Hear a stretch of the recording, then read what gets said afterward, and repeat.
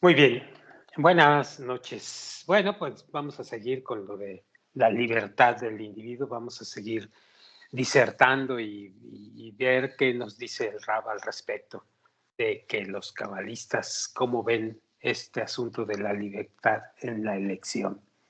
Ya sabemos que el individuo no tiene una libertad como la pensamos que debe tener en la materialidad, porque todo está en funcionalidad a varias cosas, al ambiente, todo está en funcionalidad a cómo nació, cuándo nació, dónde nació y el ambiente en el que se desarrolló, etcétera, etcétera. Entonces la libertad queda un poquito relegada. Eh, Esto lo hemos ya estudiado en las grabaciones pasadas.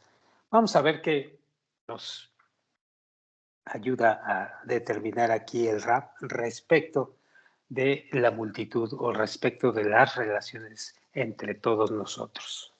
Dice así: el derecho de la multitud para retirar la libertad del individuo. No debemos preguntar más cosas, como por ejemplo, ¿por qué las cosas son justificadas cuando los asuntos giran alrededor de las cuestiones que están entre dos personas? Entonces, podemos aceptar la ley de yendo con la mayoría a través de la obligación de la providencia que nos insta a cuidar del bienestar y la felicidad de mis amigos. Como bien se sabe, en la Kabbalah así es. Pero la ley de yendo con la mayoría es considerada válida por la Torá en asuntos que son discusiones entre el hombre y Dios, aunque estos asuntos no parezcan ser pertinentes para la existencia de la sociedad. Por lo tanto, la pregunta todavía está en pie, que es, ¿cómo podemos justificar esa ley que nos obliga a aceptar la opinión de la mayoría, la cual es, como hemos dicho, subdesarrollada, y rechazar y anular la opinión del hombre desarrollado, que es siempre una pequeña minoría? Pero como hemos demostrado, dice el Rab, las misbot y la Torah no se dieron sino para purificar a Israel. Es decir, para desarrollar en nosotros el sentido de reconocer el mal que está impreso en nosotros, impreso desde el nacimiento, el cual generalmente es definido como amor propio o deseo de recibir para sí mismo, a fin de llegar junto al bien puro sin merecerlo, el cual es definido como amor al prójimo, que es el único y especial enlace hacia el amor de Dios. Es decir, no hay otra forma de caminar hacia el otorgamiento si no es a través del amor al prójimo. Eso ya lo sabemos. Quien todavía esté dudando de ello, tendría que volver a comenzar a estudiar la Kabbalah y volverla a discernir con cuidado, con muchísimo más cuidado. Bueno, un acuerdo a esto, de acuerdo a esto, dice el Rab, también definiremos los preceptos o las misbot entre el hombre y Dios, ya que estas son los instrumentos de virtud que separan al hombre del deseo de recibir para sí mismo, o el deseo o el amor propio, como dice el Rab, que es dañino para la sociedad. Así, es obvio que los temas de discusión en cuanto a los preceptos entre el hombre y Dios se relacionan con el problema del derecho a existir por parte de la sociedad. Así, ellos también caen en el marco de yendo con la mayoría. Con esto podemos entender la conducta de discriminación entre la halajá, que es el código de leyes judíos, y la Agadá, que son relatos y alegorías. Porque solo en el código de leyes judío, es decir, la halajá, esta ley del individuo y el colectivo, halajá es halajá, como es colectivo. En tanto que en el Ágada, en los relatos y alegorías, no se encuentra esto porque los asuntos de la Ágada están sobre los asuntos que conciernen a la existencia de la sociedad, ya que estos hablan exactamente del asunto de la conducta de la gente en asuntos acerca del hombre y Dios, en aquella misma parte donde la existencia y la felicidad física de la sociedad no tienen ninguna consecuencia. Por tal razón, no hay ninguna justificación para que la mayoría anule la opinión del individuo, puesto que un hombre íntegro hará lo que sea conveniente en sus propios ojos, no así las halajot, las cuales se refieren a la observación de la misbot y de la Torá, ya que todos ellos caen en la supervisión de la sociedad, donde no puede haber ninguna orden excepto por la ley de yendo por la mayoría. Siguiente, la sociedad debería seguir la ley de yendo con la mayoría. Ahora, dice el Rab, hemos llegado a un entendimiento claro de la sentencia de la libertad del individuo. La pregunta es, ¿de dónde la mayoría toma el derecho de expropiar la libertad del individuo y negarle la cosa más preciosa en la vida, la libertad? Aparentemente, dice el Rab, la causa no es más que la fuerza bruta. Pero claramente, como hemos explicado antes, esta es una ley natural y el decreto de la providencia, porque la providencia nos obliga a todos a llevar una vida social.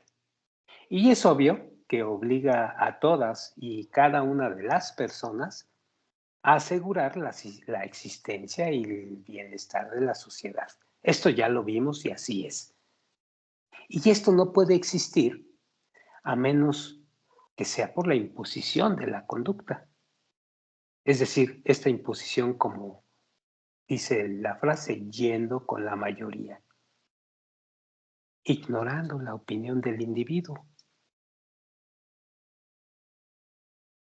Así que, dado que te parecerá obvio, dice el Rab, que este sea la fuente de cada derecho y justificación que la mayoría tiene para expropiar la libertad del individuo contra su voluntad, colocándolo bajo su autoridad. Por lo tanto, se entiende que con respecto a todos aquellos asuntos que no conciernen a la existencia de la vida material de la sociedad, no hay ninguna justificación para que la mayoría robe y abuse de la libertad del individuo de ningún modo. Si ellos lo hacen, son considerados atracadores y ladrones que prefieren la fuerza bruta a cualquier derecho y justicia en el mundo. Porque aquí la obligación del individuo para obedecer el derecho de la mayoría, pues simplemente no se aplica. En la espiritualidad, siguiendo este mismo tema, en la espiritualidad no es seguir con la mayoría. En la espiritualidad la ley es ir tras el individual.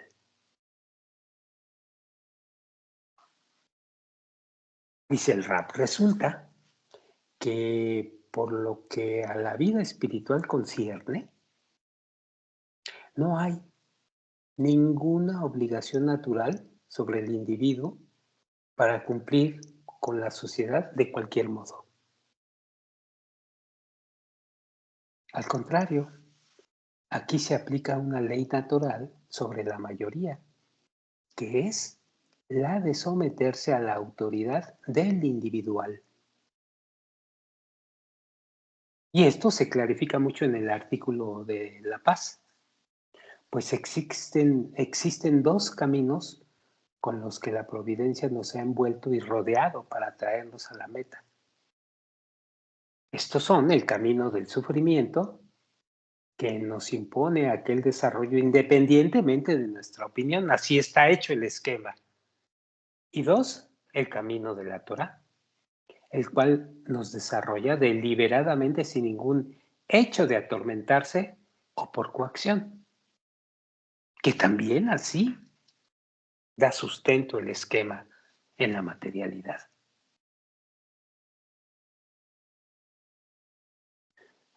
Como lo más altamente desarrollado en la generación es definitivamente el individuo, resulta que cuando la gente común quiere liberarse de los terribles sufrimientos a fin de asumir el desarrollo consciente, que es el camino de la Torá,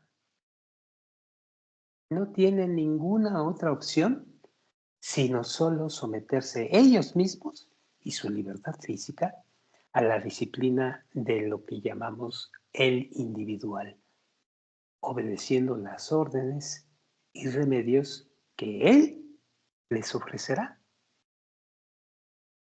Y de esta manera ve que en los asuntos espirituales la autoridad de la mayoría es inválida. Y la ley que tomando después del individuo desarrollado es aplicada, es fácil ver que el desarrollado y culto de la sociedad es siempre la pequeña minoría. Por lo tanto, resulta que el éxito y el bienestar espiritual de la sociedad son embotellados y sellados en las manos de unos pocos. Y lo podemos ver en la actual sociedad. Y lo podemos ver en quienes estudiamos realmente las auténticas lecciones de Kabbalah. Somos una gran minoría. Eso significa, dice el Rab, que la mayoría es obligada a mirar meticulosamente la opinión de pocos, pues ellos no echarán a perder al mundo, ya que ellos deben de tener por seguro, con absoluta certeza, sino más bien en las manos de los más débiles, es decir, en las manos de una minoría indistinguible. Cada sabiduría y todo lo que es precioso entra en el mundo en pequeñas cantidades. Por lo tanto, somos advertidos de conservar las opiniones de cada individuo debido a la imposibilidad de la mayoría de los que dominan, dilucidando entre ellos.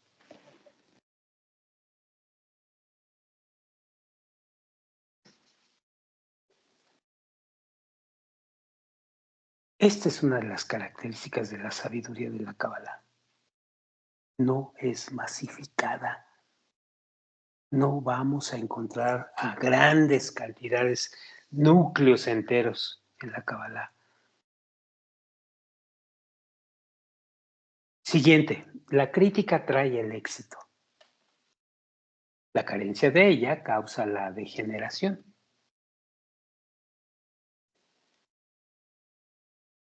Dice el Rab, debemos agregar que la realidad ofrece a nuestros ojos la contradicción extrema entre los asuntos físicos, en conceptos e ideas respecto al anterior sujeto.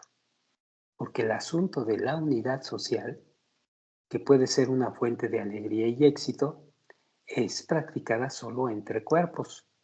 Y temas corporales de las personas y la separación entre ellos es la fuente de cada calamidad y desgracia.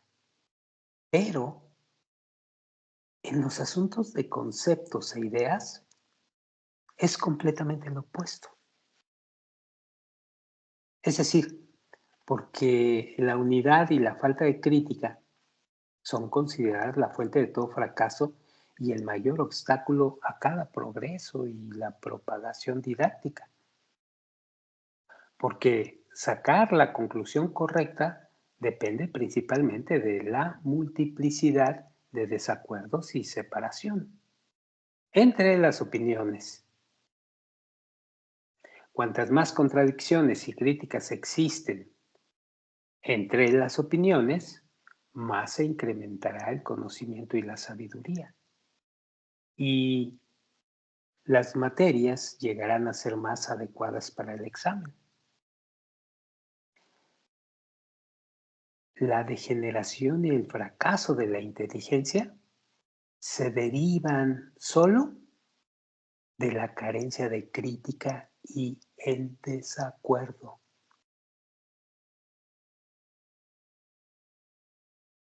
Es fácil ver que cada base para el éxito físico es la medida de la unidad de la sociedad, en tanto que la base para el éxito de la inteligencia y del conocimiento es la separación y el desacuerdo entre ellos.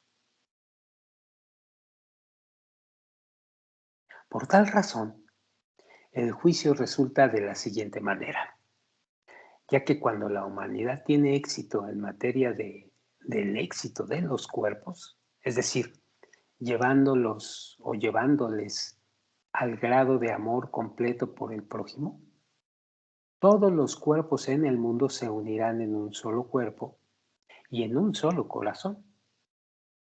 Y solo entonces toda la felicidad buscada para la humanidad será revelada en toda su gloria.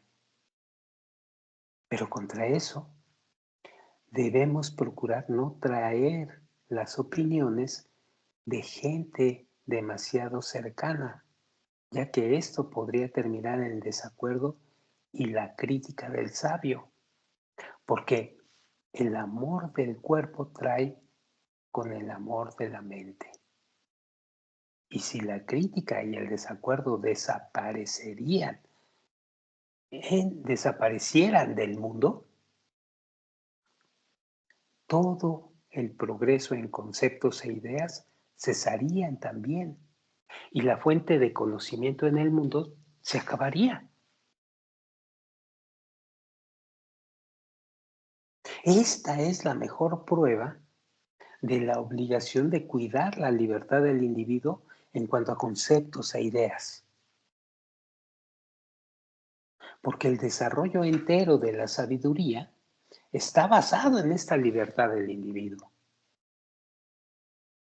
Así, somos advertidos para conservarlo con mucho cuidado y en un modo en que todas y cada una de las formas que se encuentran dentro de nosotros, las cuales llamamos con el nombre de individuo, es decir, el aspecto de la fuerza particular de una persona única, la cual generalmente ya es llamada deseo de recibir.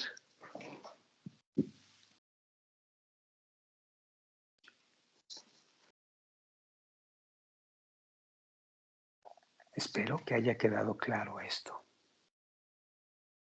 La herencia ancestral.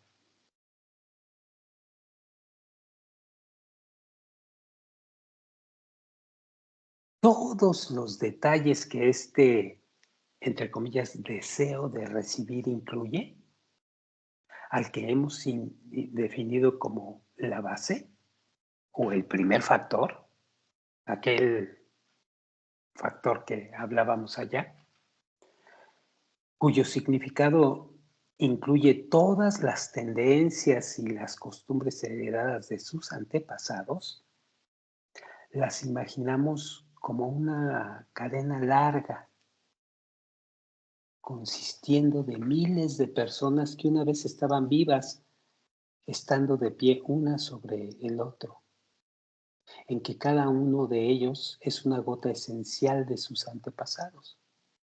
Y esa gota, la que cada uno de nosotros recibimos, trae con ella los bienes espirituales de los antepasados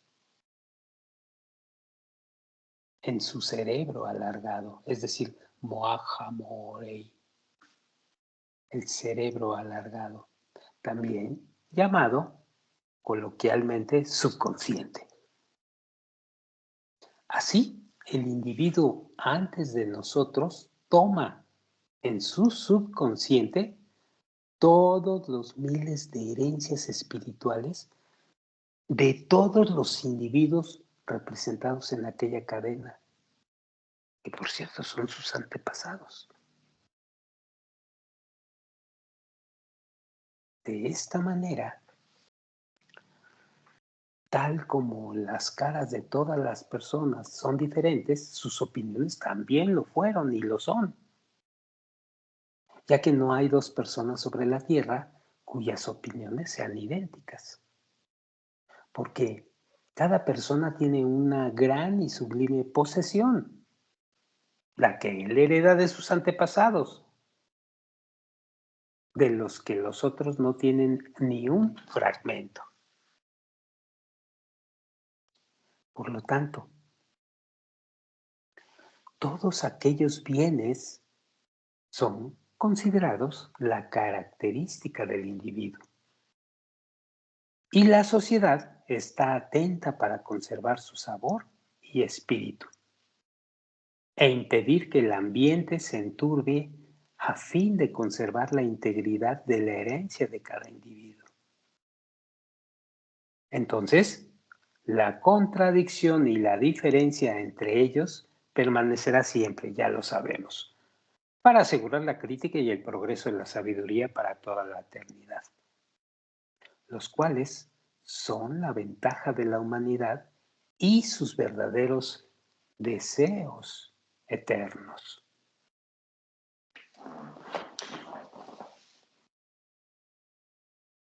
Después de haber llegado a cierta cantidad de reconocimiento en el hombre mismo,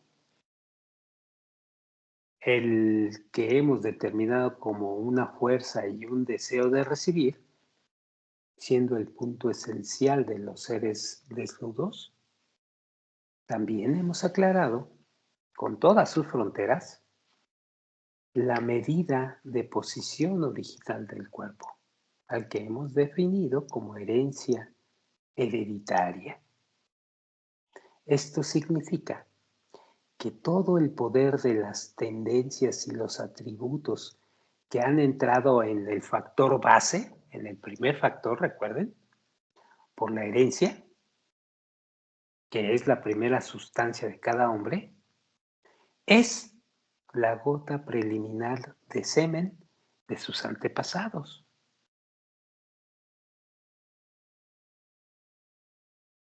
Ahora clarificaremos los dos aspectos de ese deseo de recibir: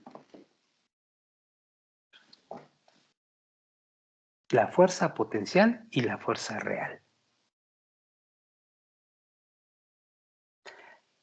Para empezar, debemos entender que este yo, que hemos definido como el deseo de recibir, que mucho tiene que ver la base, ese primer factor que recibimos de la herencia, aunque sea la esencia misma del hombre, no puede existir en realidad ni siquiera un segundo. Eso que llamamos fuerza potencial, es decir, antes de que esto se haya hecho real, no obstante existe solo en nuestro pensamiento. Es decir, que solo el pensamiento puede definirlo. De hecho, no puede haber ninguna fuerza verdadera en el mundo que esté latente e inactiva, dado que la fuerza no existe en la realidad, salvo en el momento en que es revelada por la acción.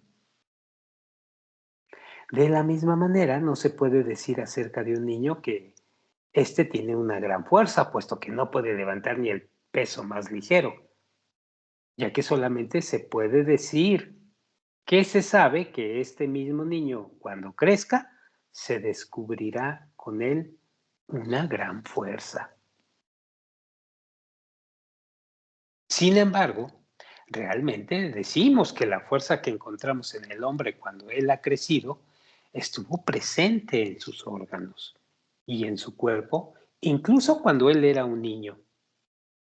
Solamente que la fuerza había sido ocultada y no se había hecho evidente. Fuerza potencial.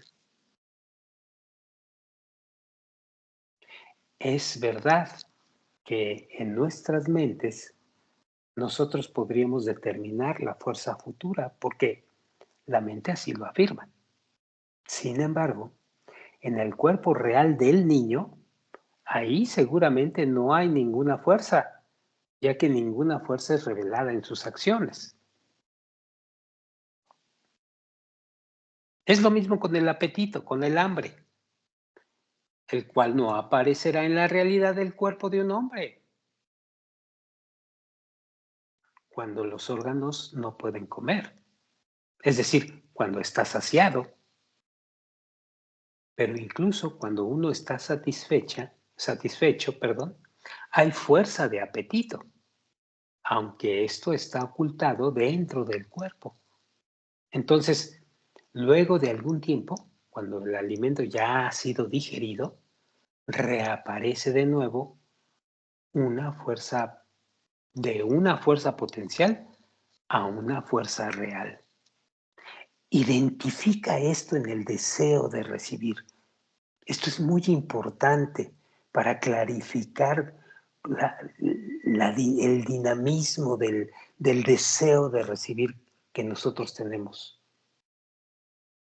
Esto lo vamos a requerir más adelante.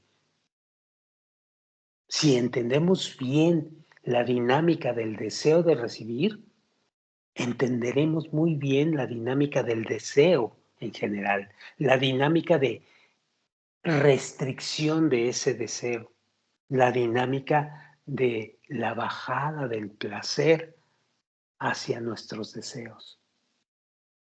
Sigo leyendo. Sin embargo, tal sentencia de determinar una fuerza potencial, la cual aún no ha sido revelada, pertenece al proceso del pensamiento puro.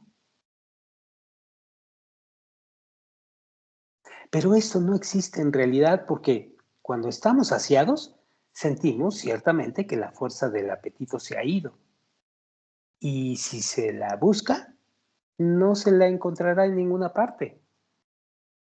Aparecerá después, pero en ese momento no hay apetito.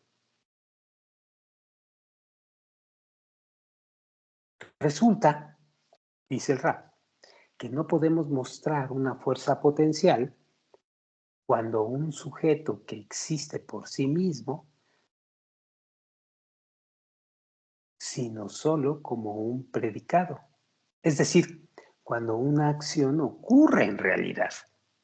En ese momento, la fuerza es revelada dentro de la acción.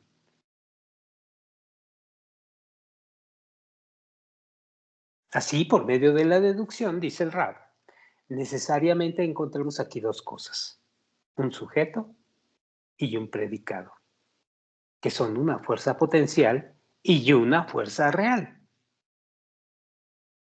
Así, el apetito es la imagen sustancial e imaginada del plato, que es el predicado y la acción. En realidad, sin embargo, vienen como uno solo.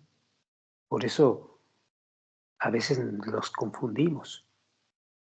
Nunca ocurrirá que una persona sentirá apetito sin imaginar el plato que quiere comer. De modo que estos son dos mitades de la misma cosa. La fuerza del apetito debe ser vestida de esta imagen. Llamamos a dicha acción el deseo.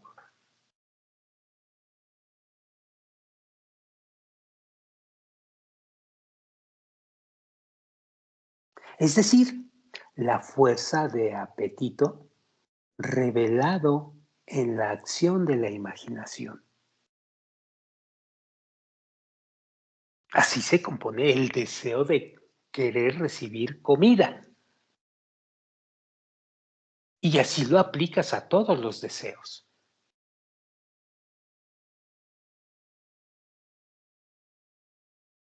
Igual es en el caso del tema que tratamos. Fíjense ustedes esto y es muy importante. El deseo general de recibir, que es la esencia misma del hombre, se revela y existe solo por la preparación en las formas de los objetos que probablemente van a ser recibidos. Para entonces, esto existe como el sujeto y de ningún otro modo. Esa acción es la vida. Es decir, el sustento del hombre. Lo que significa que la fuerza del deseo de recibir se prepara y actúa dentro de los objetos deseados. Dicha medida de revelación no es otra cosa que la medida de la vida que estamos viviendo.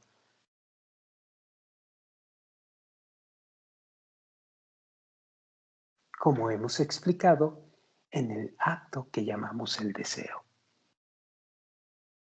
Es decir, la vida misma actúa como sustento para que nazcan todos los deseos y para que se lleve a cabo el deseo de recibir.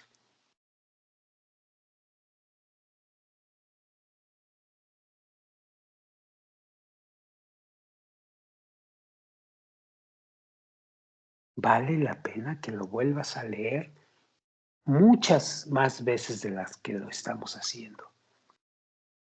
Sigo adelante. Dos creaciones. A, el hombre, y B, un alma viva.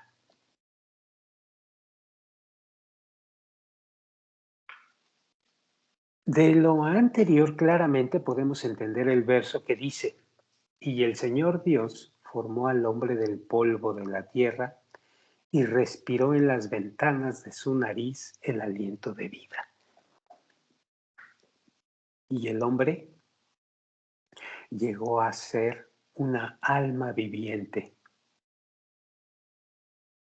Nefesh Hayah, Génesis 2.7. Aquí encontramos dos formaciones. Una, que el hombre por sí mismo, y dos, el alma viva por sí misma. El verso dice que entonces el primer hombre fue creado como el polvo de la tierra, que es una colección de partículas en las que reside la esencia del hombre, es decir, su deseo de recibir, como bien sabíamos ya, como bien lo explicamos acá arriba. El hombre es deseo de recibir en todos los aspectos.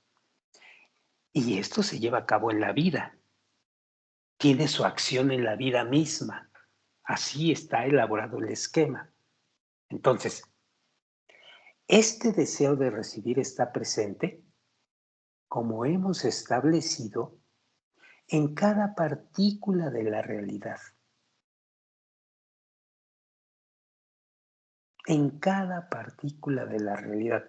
Por eso hicimos esa clasificación o emanamos cuatro tipos de, de, de, de partículas: inanimadas, vegetativas, animadas y hablantes.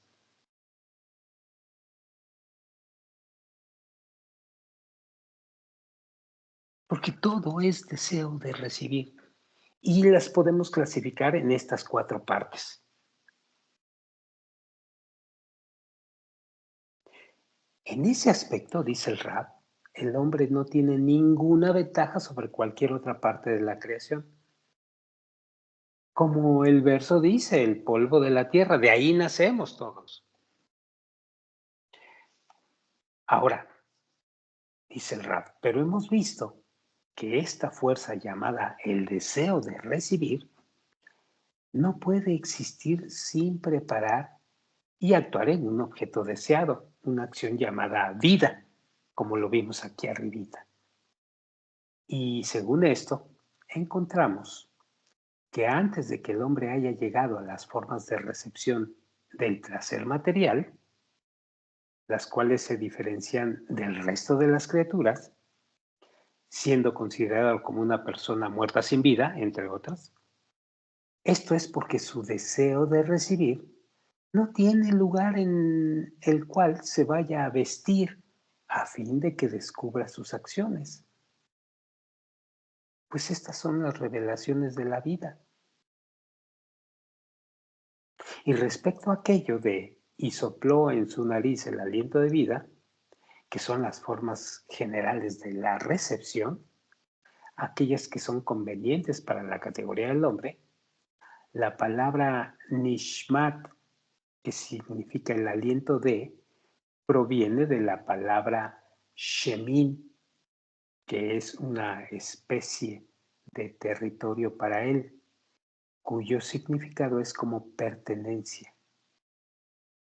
Siendo entendido a través del verso, el Espíritu de Dios me ha hecho y el aliento del Todopoderoso me ha dado la vida. Y Job 33.4. En cambio, la palabra alma o neshama tiene la misma estructura de sintaxis que las palabras nifkad, que es perdido, o nesham, que es acusado.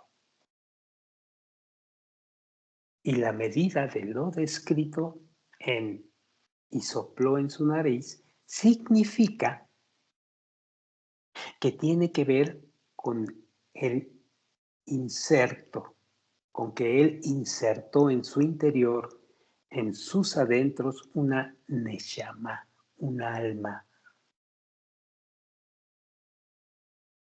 la cual es una aproximación de la vida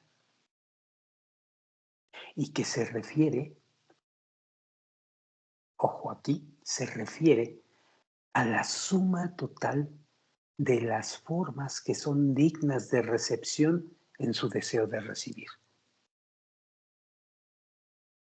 Entonces, esa fuerza, el deseo de recibir que fue abrigado en sus partículas, ha encontrado finalmente un lugar para prepararse en una forma y en un acto, es decir, en aquellas formas de recepción que él logró del Creador, del Señor.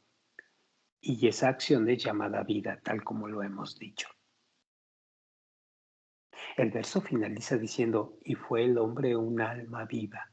Es decir, que desde que el deseo de recibir ha comenzado a actuar por las medidas de esas formas de recepción, la vida ha sido revelada instantáneamente en él.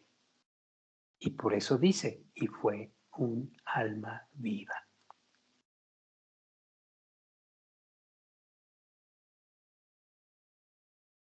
Sin embargo, antes del logro de esas formas de recepción, aunque la fuerza del deseo de recibir hubiera sido impresa en él, todavía es considerado un cuerpo sin vida, debido a que ahí no hay ningún lugar para llegar a su interior junto con las revelaciones de la acción. Como hemos visto antes, aunque la esencia del hombre sea solo el deseo de recibir, de todas maneras es entendido como la mitad de algo, porque está obligado a vestirse con alguna realidad que lo prepare. Por eso el deseo de recibir y la imagen de su posesión es en realidad lo mismo, porque de lo contrario no tendría derecho a existir ni siquiera un momento, tal como ha sido aclarado. Por lo tanto, cuando la máquina del cuerpo se haya preparado y llenado hasta la mitad de sus años, de manera que su ego está de pie en todo su nivel, el cual ha sido impreso en él desde su nacimiento, ya que debido a esto él por sí mismo siente una cantidad grande y fuerte del deseo de recibir, es decir, él quiere lograr la riqueza, quiere lograr el honor y todo lo que se halla y perciba en el camino. Y esto se debe a la perfección del ego del hombre, atrae las formas de estructuras y conceptos de manera que se viste en ellos y se sostiene en sus manos. Es decir, ese ego te hace crear formas de la estructura y conceptos para poderse vestir, para que tu deseo de recibir se haga realidad y se vista, lo puedas sostener. Así, pero dice el rap, sin embargo, cuando ha pasado la mitad de su vida, comienzan los días de la pendiente, que por definición son los días de su muerte. Esto es porque una persona no muere en un instante, tal como él fue traído a la vida en un instante. Más bien su vela sigue siendo su ego, se marchita y muere poco a poco. Y junto con ello, mueren las imágenes y los bienes que él quiere recibir. Esto sucede al final, en la segunda mitad de su vida. ¿Por qué? Porque ahora él comienza a dejar ir muchos de los bienes que él había soñado en su juventud, dejando ir sus bienes mayores, según el avance de sus años, hasta que sus días viejos, cuando la sombra de la muerte se derrama sobre él, días en los cuales no hay ningún anhelo por nada en lo absoluto, se debe a que su deseo de recibir, el cual es su ego, se marchita y muere. Y todo lo que es abandonado es una chispa diminuta, una chispa oculta al ojo. Es decir, que no está preparada para ningún acto. Por lo tanto, no hay ninguna petición ni esperanza en ese tiempo para cualquier clase de recepción.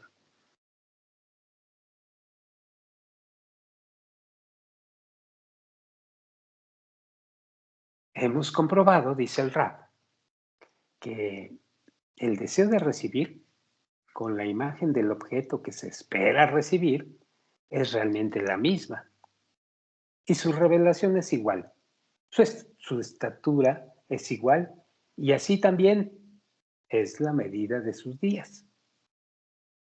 Sin embargo, hay una distinción significativa aquí en la forma de ceder en el momento de la declinación de la vida, porque esa cesación no es un resultado de la saciedad, sino de la desesperación. Es decir, es cuando el ego comienza a morir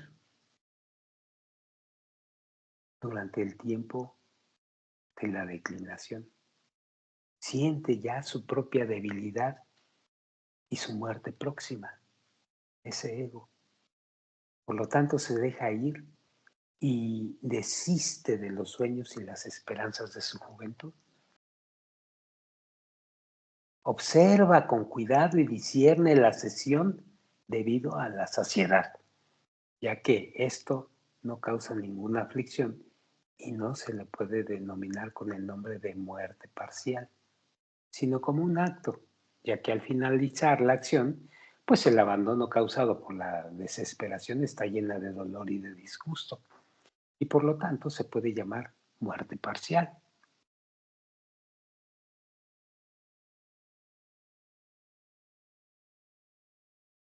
La liberación del ángel de la muerte. Bueno, yo creo que con esto aquí le paramos. Eh, Pista. Les voy a dar una pista a los oyentes. Hay que leer y releer nuevamente este última, este última grabación, porque el maestro nos habla de una cosa que es determinante en nuestros estudios y en nuestra evolución consciente hacia la espiritualidad. El predominio del deseo de recibir. ¿Por qué somos deseo de recibir en la realidad? Y porque toda la realidad es el resultado de un deseo de recibir. El deseo de recibir es uno de los pilares importantísimos que vamos a utilizar para la transformación hacia el otorgamiento. Entonces, es importante que lo aclaremos y que lo clarifiquemos poco a poco, con exactitud, para poder seguir adelante. Bueno, la próxima vez vamos a empezar con la liberación del ángel de la muerte. ¿Qué significa ángel de la muerte y cómo nos podemos liberar de él? Bueno, el Rab nos va a revelar una cosa muy importante. Será hasta la otra grabación. Muchas gracias y buenas noches.